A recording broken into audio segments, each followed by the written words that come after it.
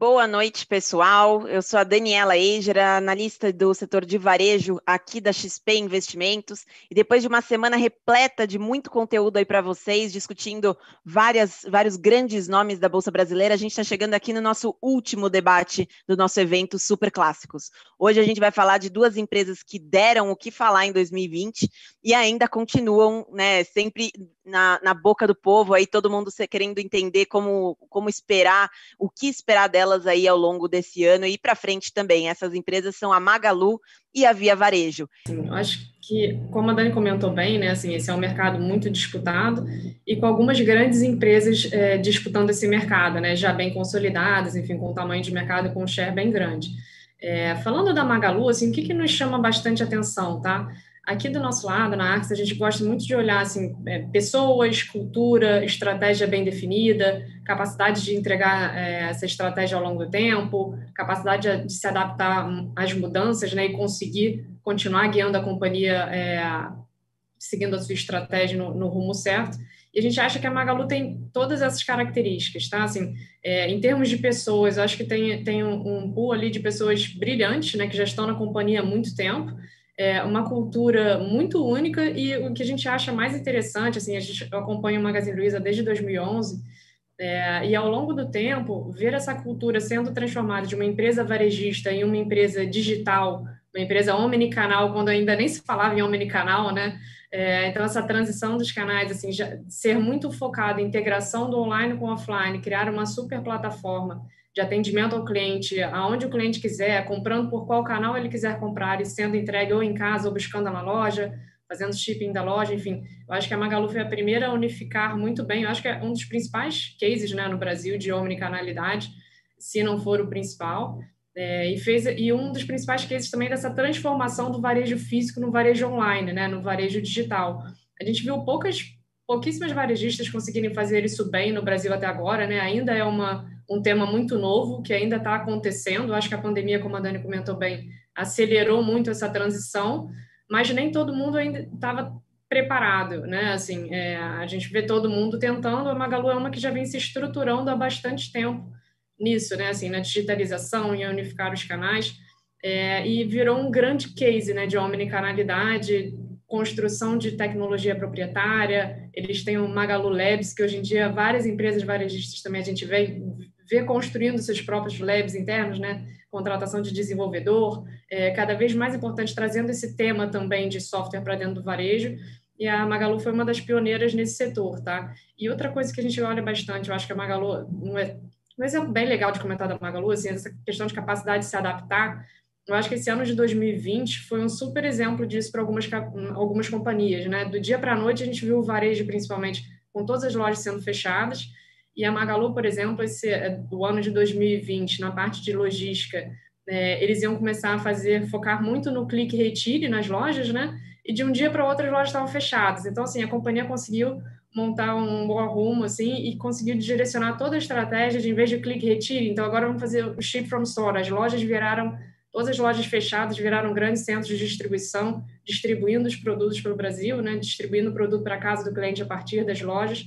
Conseguiram alavancar isso de uma maneira super rápida. Então, acho que isso mostra um pouco dos pontos principais que a gente gosta nas companhias, né? O varejo brasileiro, a gente não acredita que seja de um vencedor só. Acho que vão ter alguns players, né? Até porque já tem alguns players grandes, mas a gente acredita que essa capacidade da Magalu de direcionar para o caminho certo, de estar sempre se questionando, sempre com metas muito bem definidas, pessoas muito boas, capacidade de tecnologia, essa questão de unificação do mundo online, do mundo offline, no Brasil, que é um país continental, né? Então, assim, é um país primordialmente classe C, continental, distâncias muito grandes, e a Magalu com essa malha, tendo lojas físicas, tendo centros de distribuição, conseguir atender todo o Brasil de uma maneira mais barata, né? Acho que a gente vai falar um pouco disso mais para frente, mas a gente acredita muito nisso, na questão de omnicanalidade, na questão de boas pessoas, boas metas. O que a gente gosta, né, da Via Varejo aqui, assim, a gente vê, né, uma base de ativos, né, irreplicável, né? Ela é uma empresa que tem uma escala muito grande, né? Tipo, ela é líder disparada, né, na categoria de eletro. Então, ela consegue ter um poder de barganha muito forte com os fornecedores, né? Ela tem uma marca muito forte, né? Ela tem Ela ganhou por 14 anos seguidos, né, o prêmio lá de Top of Mind. Ela tem mais de 85 milhões de pessoas já compraram em alguma loja da Via Varejo, então ela é muito reconhecida, né? E que nem acho que a Denise falou, assim, o Brasil é um país de classe C e ela tem um apelo muito forte nessa classe, né? Essa classe ainda tem uma penetração ainda menor no e-commerce, né, de participação de vendas para essa classe, então acho que ela tem um potencial até de crescer também mais por causa disso. E ela, além disso, também ela tem uma capilaridade muito grande, né? Então ela tem mais de 1.000 lojas, mais de 20, tem 27 CDs, né? As lojas são grandes, né? Então nessa estratégia que tanto a Magazine quanto a Via Varejo tem seguido de se aproveitar do omnichannel, essas lojas podem ser ativos bem valiosos, né? E acho que mais importante que tudo isso, né, que é um pouco do que a Denise estava falando também de time, a gente vê que o time lá de gestão que, né, entrou depois, né, no meio de 2019, esse novo time de gestão, ele tem executado muito bem, assim, né, todos os projetos que eles têm prometidos, assim, né? Então isso se reflete, né, claramente nos resultados, né, da empresa. No passado foi a empresa que mais cresceu em número de usuários, né? Foi a empresa também que mais cresceu no e-commerce de 1P.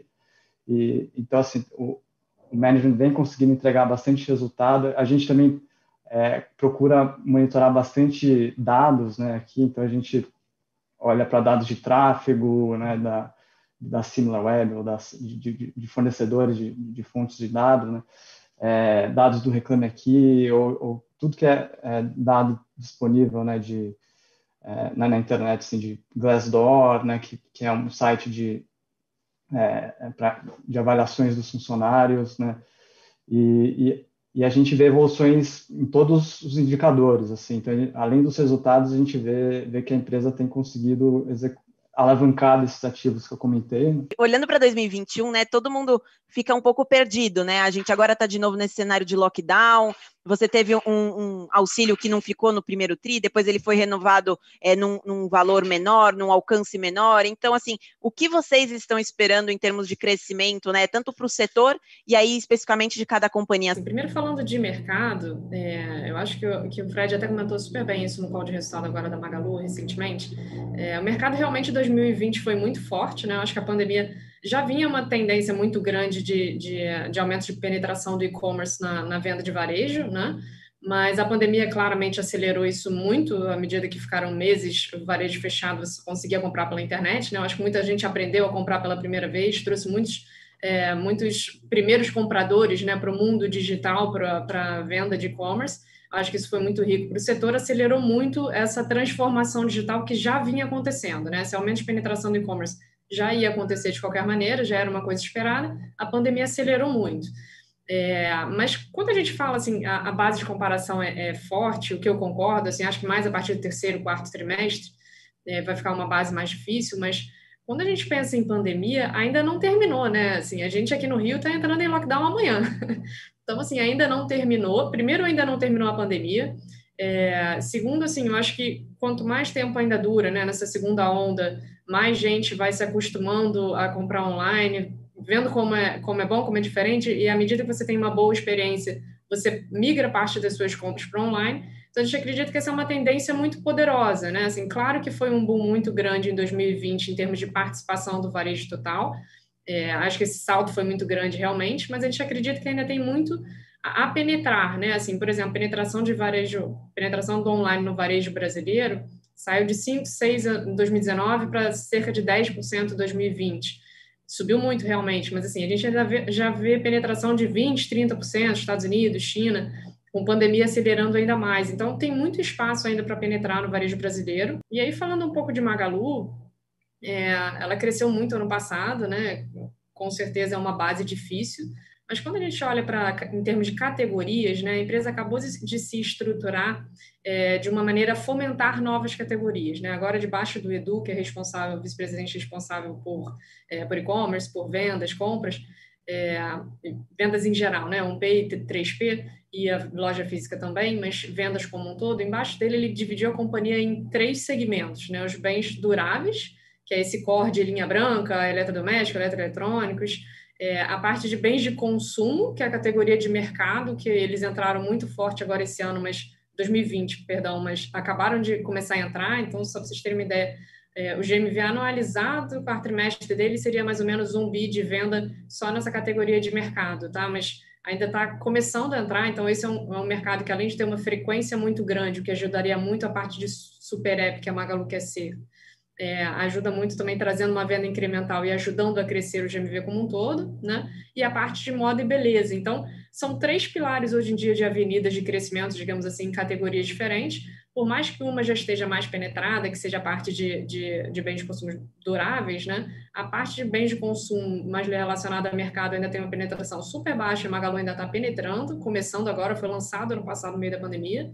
E a parte de moda e beleza também ainda tem muito a crescer, né? Eles já fizeram algumas aquisições nesse segmento, mas ainda tem muito a crescer. Então, a gente acha que, por mais que tenha uma base forte, tem toda essa questão de penetração do e-commerce, e por mais que tenha uma base mais forte ainda na parte de eletroeletrônico, linha branca, a gente acha que tem outras categorias ainda que a Magalu está entrando muito forte. E sobre Via Varejo, acho que se for falar de crescimento, acho que o principal projeto ali que deixa a gente mais confiante em relação a esse ano, assim, que ela vai conseguir continuar crescendo, né, exponencialmente e também aumentando o número de usuários, né, que é bem relevante, é o projeto de marketplace, que para eles estão a um passo, estão começando, né, estão um passo atrás da Magazine Luiza, mas em termos de tecnologia eles estão conseguindo fechar boa parte do gap, principalmente com um gargalo grande que eles tinham, que era o sistema de onboarding, né,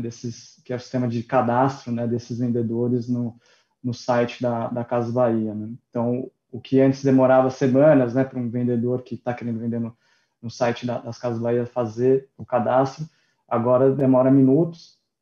Então, eles estão acelerando muito, né, a entrada de vendedores no site.